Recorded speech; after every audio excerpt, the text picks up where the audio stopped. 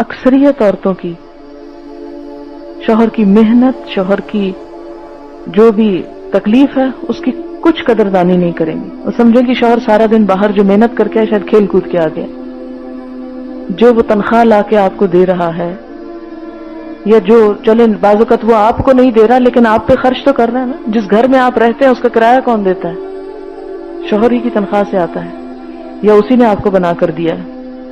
اور اگر وہ کام نہ کرے تو آپ سڑک پہ بیٹھے ہوں، جیسے بہت سے لوگ بیٹھے ہوئے ہیں جن کے شوہر کام نہیں کرتے.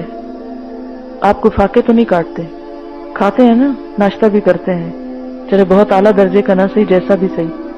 دوپہر کو بھی جا کے کچھ نہ کچھ کھاتے ہیں، رات کا کھانا بھی کھاتے ہیں، لباس پہنے ہوئے ہیں نا، چیتڑے تو نہیں لٹکے ہوئے کسی کے اوپر، ہے سب کچھ. بچے بھی تعلیم حاصل کر رہے ہیں، سب ہو رہا ہے. اس کے باوجود اکثر عورتیں شوہر سے سیدھے منہ بات نہیں کرتی، اور ہر مجلس میں بیٹھ کے ہر انسان کو کہتی ہیں ہم اپنے شوہر سے خوش نہیں. ہر کسی کو یہ کہتی ہیں ہم مطمئن نہیں، ہم مطمئن نہیں. اکثر عورتوں کی مجلسوں میں شوہروں کے خلاف بد زبانی ہو رہی ہوتی ہے. یہ ناشکری کا رویہ جس کے نتیجے میں گھر میں کبھی خوشی نہیں آتی. لکھ لیں اپنے پاس، جو عورت شوہر کی ناشکری ہوگی اس کے گھر میں کبھی خوشی نہیں آ سکتی، اس کی زندگی میں خوشی نہیں آ سکتی. وہ شوہر کی خوبیوں کو تو دیکھے، وہ شوہر ہے، فرشتہ تو نہیں. اس میں ضرور کمی کوتاہی ہوگی. اس کو چھوڑ کے کہیں اور چلی جائے، وہاں بھی آپ کو فرشتہ نہیں نظر آئے گا، وہ بھی انسان ہوگا.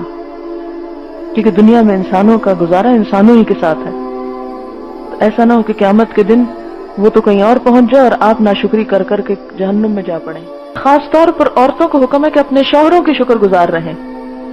آپ صلی اللہ علیہ وسلم نے عورتوں کی اکثریت کو جہنم میں دیکھا کیونکہ وہ اپنے شوہروں کی ناشکری تھی. اب دیکھیں کہ شوہر بیوی کو پروٹیکشن دیتے ہیں، اس کی ساری ضروریات پوری کرتے ہیں، اور پھر اگر کوئی ایک ضرورت پوری نہ کر سکے یا کسی ایک پہلو میں کوئی کمزوری دکھائے تو وہ کہیں ہم نے تو کوئی سکھ ہی نہیں پایا یہاں آ کر.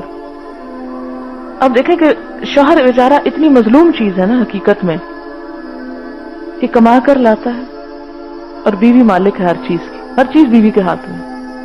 کبھی آپ دیکھیں کہ گھر میں جو ساز و سامان آپ نے رکھا ہوا ہے سب کس کی مرضی سے رکھا ہوا. گھر کی ڈیکوریشن، سیٹنگ، لینا دینا، خرچ کرنا کون کر رہا ہے؟ وہ سب استعمال کون کر رہا ہے؟ ذرا یہ دیکھیں. آپ کر رہے ہیں، مالک آپ بنے بیٹھے ہیں. بچے کس کے؟ آپ کے ہیں.